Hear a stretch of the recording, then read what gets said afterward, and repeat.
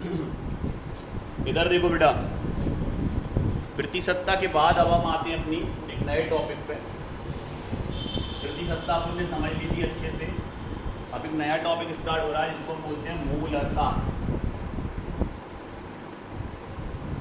English में बोलते हैं बेटा इसको मूल।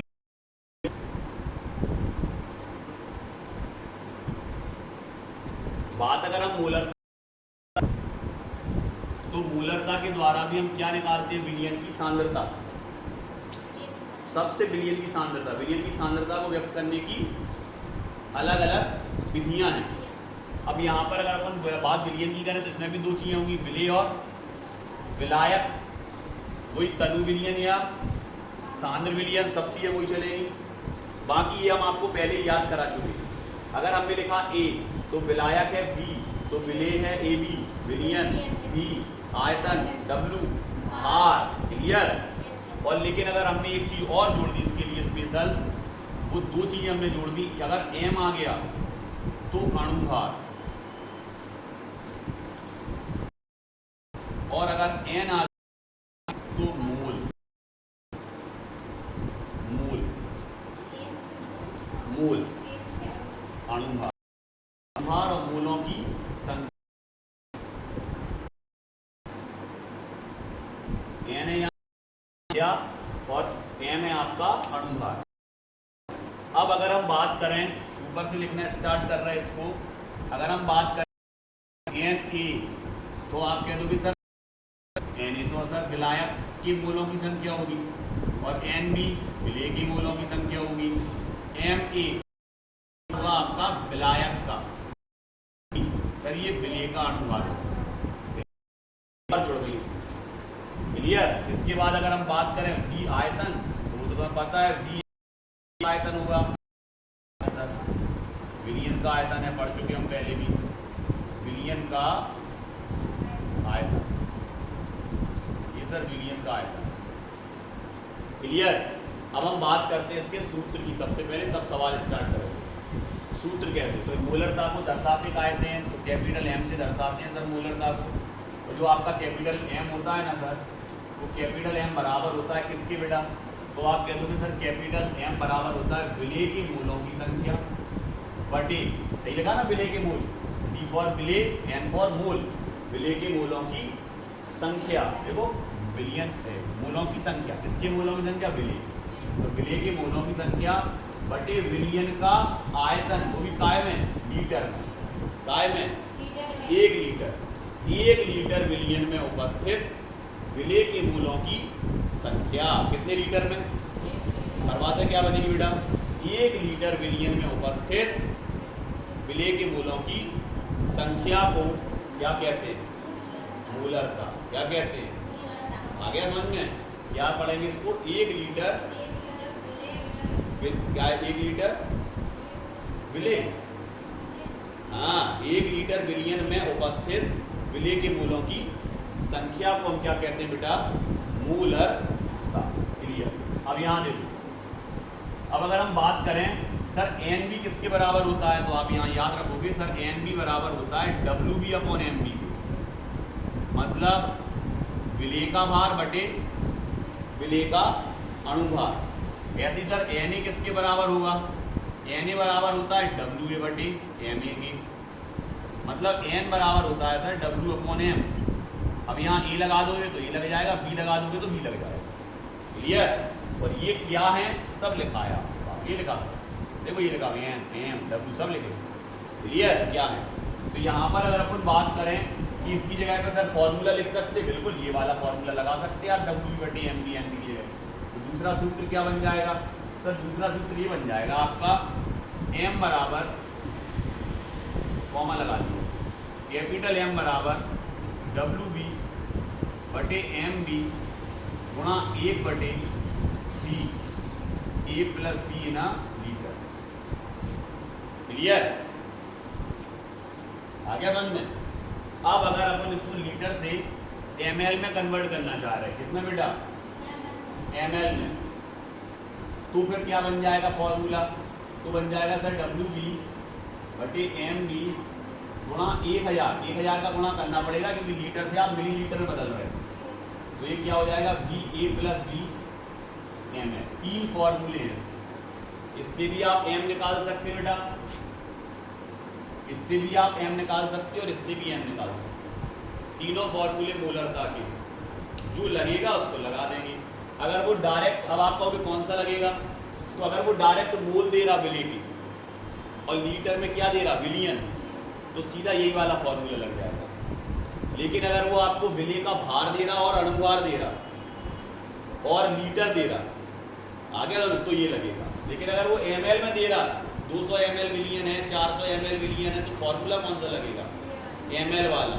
वो कह रहा 2 लीटर में इतने ग्राम, 2 ग्राम आ गया भार, 2 लीटर में इतने ग्राम, इतना ग्राम घुला है, आ गया समझ में, तो फिर ये वाला फॉर्मूला। और वो कह रहा 1 लीटर विलियन में विले के इतने मोल है, तो डायरेक्ट ये वाला फॉर्मूला। क्लियर, समझ रहे कि नहीं। अगर वो ये कह रहा, इसको देखो, इसको जरा, इसको वो कह रहा 1 लीटर विलियन में विले के मोलों की संख्या, विले के 4 मोल घुले हैं। कितने घुले हैं बेटा? 4 मोल घुले हैं, 4 मोल घुले हैं विलियन की मोलरता निकालो या मोलरता ज्ञात करो। तो बस सीधा 4 बटे कितना आ जाएगा, लो क्लियर, सीधा लीटर 1, सीधा 1, सीधा 1, 4 मोल बोले हैं और लीटर में दिया है 1 सीधा। क्लियर, क्योंकि लीटर में डायरेक्ट रखोगे। हाँ, अगर वो ये कहता 500 ml विलियन में बोले कितने, 4 मोल, तो देखो अब ml में आ गया 500 ml, लीटर में नहीं है ml, तो ml वाला फॉर्मूला लगेगा। ml वाला फॉर्मूला दिख रहा, हाँ ये वाला आ गया समझ में। क्लियर, तो सर कैसे होगा, देखो ये क्या थे आपके, ये आपके NV का मान है, ये NV का, और वो NV का मान है मतलब मोल है, और मोल को डायरेक्ट दे रहा, तो इसको ऐसे तोड़ के नहीं लिखोगे, डायरेक्ट मोल रखोगे। तो मोल के लिए क्या आएगा ऊपर सीधा 4 बटे 1 गुणा। क्लियर, अब देखो ml में आ गया, तो 1000 बटे 500 आ गई समझ में। क्योंकि देखो जो 500 ml दिया वो नीचे ml में बदल दिया, तो 1000 का गुणा किया, मोल डायरेक्ट ऊपर रख दिए। क्लियर, काट के क्या आएगा, खटाक खटाक 8 कट गए, 4 5 दूनी 10, 4 दूनी 8। क्लियर, आ गया समझ में। तो ये आपको याद रखना है कि अगर डायरेक्ट मोल दिए हैं तो कैसे निकालोगे। अब अगर वो क्या कह रहा, वो कह रहा अब वो भार और अणुभार के अनुसार दे रहा, तो सर हमें केवल एक चीज़ नहीं आती है, वो है अणुभार। भार तो वो देगा सीधा सीधा, अणुभार निकालना नहीं आता। तो अणुभार के लिए आपको याद रखने पड़ेंगे बेटा कुछ तत्व जिनकी हमें परमाणु भार आना चाहिए। जैसे हमने कहा कार्बन का भार 12, नाइट्रोजन का भार 14, ऑक्सीजन का भार 16, हाइड्रोजन का भार 1, ठीक है, फास्फोरस, Na का भार, इसकी इसी प्रकार बात करें तो 24, भार 40, का भार 35.5, सल्फर का भार 32। ये कुछ भार हैं जो आप, इसी तरह पोटेशियम का होता है बेटा 39। तो कम से कम इतने तो भार याद रखो आप, बस इतने तो याद रखो, कम से कम इतने भार आपको याद रखने, तभी आप क्या निकाल पाओगे, अणुभार। जैसे हमने कहा H2O का अणुभार कितना होगा, तो आप कह दोगे सर H2O का अणुभार, ऑक्सीजन का भार होता है सर 16 गुणा 1, एक ही ऑक्सीजन है ना। हाइड्रोजन का भार होता है सर 1, लेकिन 2 हाइड्रोजन है, देखो तो 2 एकम 2 और धन 16 बराबर 18 आ गया सर। ये 18 क्या निकल आया, अणुभार। ऐसे ही अगर हम कहें आपसे NaOH का अणुभार कितना होगा, OH, तो आप कह दोगे Na का 23 गुणा 1, ऑक्सीजन का 16 गुणा 1, हाइड्रोजन का 1 गुणा 1 एकम 1, 16 23। सर टोटल जोड़ोगे तो कितना आएगा, 40। ये 40 किसका निकल आया, NaOH का, ऑक्सीजन का 16, Na का 23, तो का ऐसे कछु और लिखो का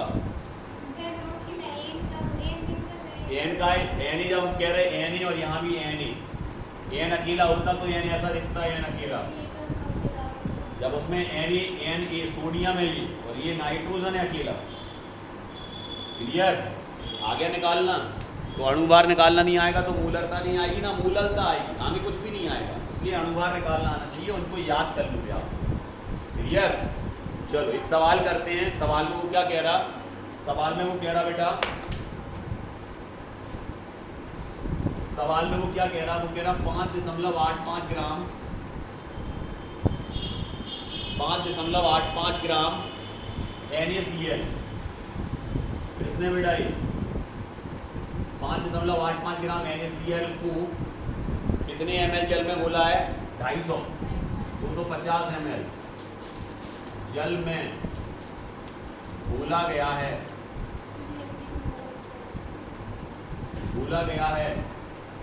विलयन की क्या निकालनी है बेटा मूलरता याद करो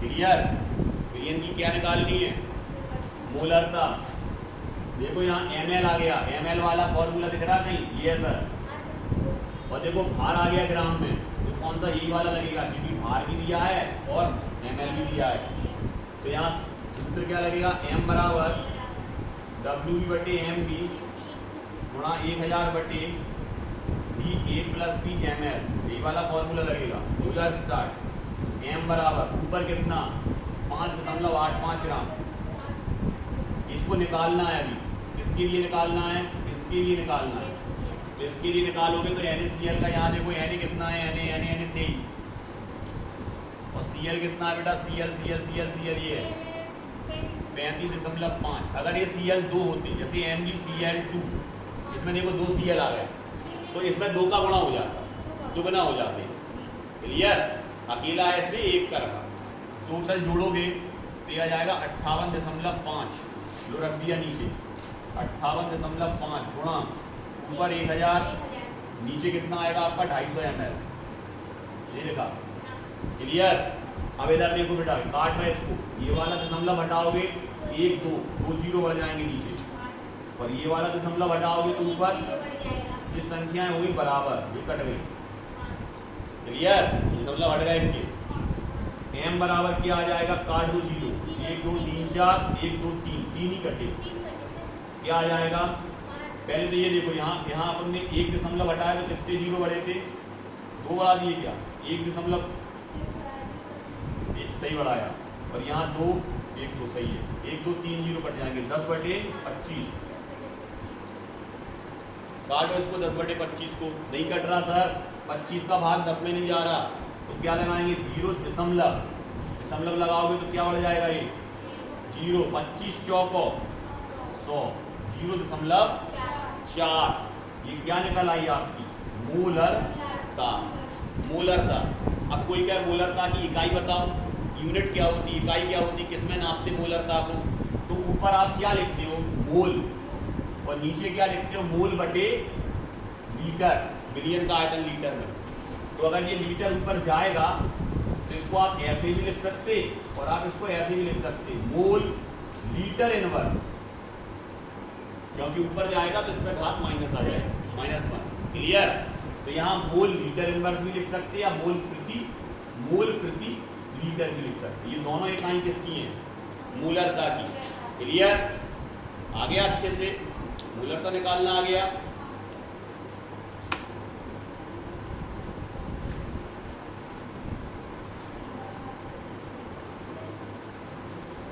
इधर देखो बेटा अब हम बात कर रहे हैं शुद्ध जल की मूलरता की बात कर रहा हूँ शुद्ध जल क्वेश्चन दे दिया उसने शुद्ध जल की मूलरता ज्ञात करो शुद्ध जल की मूलरता ज्ञात करो अब सर इसमें तो कुछ भी नहीं दिया ना विलेय दिया कितना है क्या नहीं है आ गया समझ में तो हमेशा 1 लीटर मान के निकालो क्या मान के अब यहाँ पर सवाल कौन सा सूत्र कौन सा लगेगा तो आप कह दोगे सूत्र यही वाला लगा ले रहा सर ml वाला m बराबर WB भले कुछ नहीं दिया लेकिन यही वाले सूत्र से हम कर ले रहे हैं इसको 1000 बटे बी ए प्लस बी एम एल।